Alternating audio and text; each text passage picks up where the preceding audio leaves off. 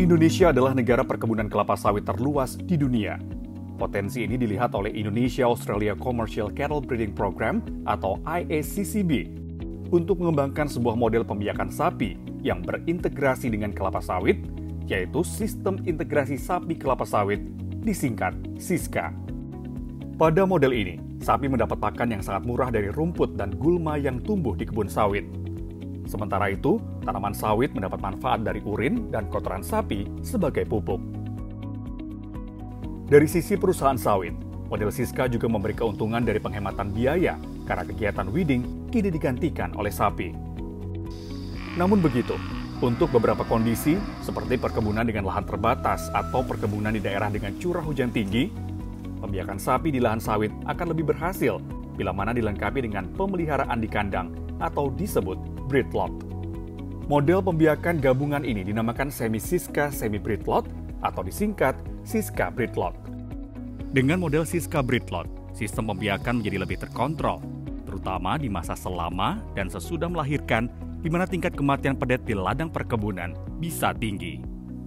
Dulu waktu di grazing, tingkat kematian lumayan banyak. Sekarang udah belajar di kandang, udah turun lumayan. Intinya kalau di kandang, semua handle-nya lebih mudah. Model SISKA breedlot bisa kita temukan di area kebun sawit seluas 2.600 hektar yang dikelola oleh PT Superindo Utama Jaya di Lampung.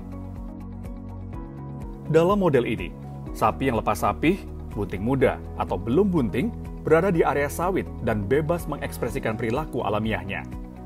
Dengan begitu, sapi-sapi dapat berkembang dengan lebih baik. Sementara itu, sapi bunting tua hingga pedetnya disapih dan sapi sakit dipelihara di kandang agar mendapatkan perhatian yang lebih intensif. Model ini memberi beberapa keuntungan karena manajemen di breedlot lebih optimal, yakni peningkatan angka kelahiran, penurunan angka kematian pedet karena di lahan sawit angka ini cukup tinggi, pengembalian kondisi tubuh sapi indukan yang turun akibat melahirkan lebih cepat. Dampaknya, sapi cepat kembali bunting dan jarak antar kelahiran menjadi lebih pendek, mencapai 13-15 bulan. Dengan adanya breedlot kepak, kita akan lebih gampang untuk menangani sapi-sapi yang melahirkan, ataupun sapi yang disapih, dan sapi yang mengalami sakit. Itu kita usahakan di kandang. Dia nanti biayanya akan sedikit lebih tinggi daripada yang di grazing, tapi itulah alternatif yang kita pilih yang terbaik untuk adanya kandang ini. Ukurannya dengan kelahiran dan kematian. Semakin tinggi kelahirannya, semakin kecil kematiannya, itu adalah keberhasilannya, Pak. Dalam model SISKA breedlot, kebun sawit dibagi dalam beberapa blok penggembalaan. Kelompok-kelompok sapi dibiarkan menggembala dan makan di sebuah blok dan pindah ke blok lainnya keesokan harinya. Perputaran ini disebut sebagai rotasi grazing dan akan berjalan selama 3 bulan. Setiap 3 bulan, sapi-sapi masuk ke kandang untuk dilakukan pemeriksaan kesehatan dan kebuntingan, ditimbang berat badannya, serta diobati jika sakit. Kesempatan sapi berada di kandang juga digunakan untuk seleksi sapi bunting dan untuk menyapi pedet dari induknya sehingga stockman bisa menentukan mana yang tinggal di kandang dan mana yang kembali ke ladang penggembalaan. Sapi bunting tua akan tinggal di kandang hingga melahirkan dan anaknya disapih. Sementara pedet yang sudah disapih akan berada di kandang beberapa bulan lagi untuk dibesarkan dan dikuatkan tubuhnya sebelum dilepas ke lahan terbuka. Kami melakukan pembiakan alam maupun di kandang ataupun di grazing. Tiap 3 bulan sekali kita pulangkan, dicek kebuntingannya. Yang bunting tua ditinggal di kandang, yang masih muda ikut ke grazing lagi. Sistem grupnya di sini kalau yang bunting tua disendiriin, hamil muda masih ikut ke grazing, yang lepas sapi dipisahin, yang ada anaknya masih digabungin. Pengukuran yang kami berikan saat ini adalah BCS, kebuntingan, lepas sapi, kelahiran, dan pemberian treatment. Dalam model SISKA breedlot, penting sekali melakukan sistem pencatatan data setiap indukan dan turunannya sehingga bisa dianalisa produktivitasnya.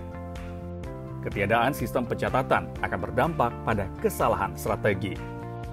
Dengan pencatatan yang baik, terlihat banyak capaian didapat PT Superindo Utama Jaya. Di antaranya, dalam periode 12 bulan berjalan, dapat diamati bahwa tingkat kebuntingan mencapai 90%, tingkat kelahiran anak sapi di angka 78%, terjadi penghematan biaya pengendalian gulma di kebun sawit. Rata-rata biaya pemeliharaan harian sapi indukan sekitar Rp15.000 per ekor. Sementara biaya pemeliharaan harian anakan sapi sekitar Rp13.000. Potensi komersial Siska Breedlot telah dilihat PT Superindo Utama Jaya. Usaha yang diawali dengan 247 ekor sapi Brahman Cross atau BX pada tahun 2017 telah dikembangkan sehingga mencapai hampir 900 ekor sapi. Karenanya, PT Superindo Utama Jaya berkeinginan terus mengembangkan pembiakan sapi ini dengan menambah populasi sapi dan diikuti dengan membangun kandang baru. Karena kita optimis, Pak, program ini akan berkelanjutan, berkesinambungan dengan hasil yang bagus. Jadi kita menambah investasi kandang untuk penampungan dari hasil pedet kita supaya angka kematiannya lebih kecil. Kita adalah rencana tahun ini membangun 4 unit lagi kandang kelahiran dengan total penyu 160 pen ataupun 160 kamar untuk sapi melahirkan. Para pelaku perkebunan, praktisi perkebunan, saya mengajak mari kita kembangkan sapi di kebun sawit kita dengan program Siska Breedlot, karena sudah saya rasakan banyak sekali keuntungannya.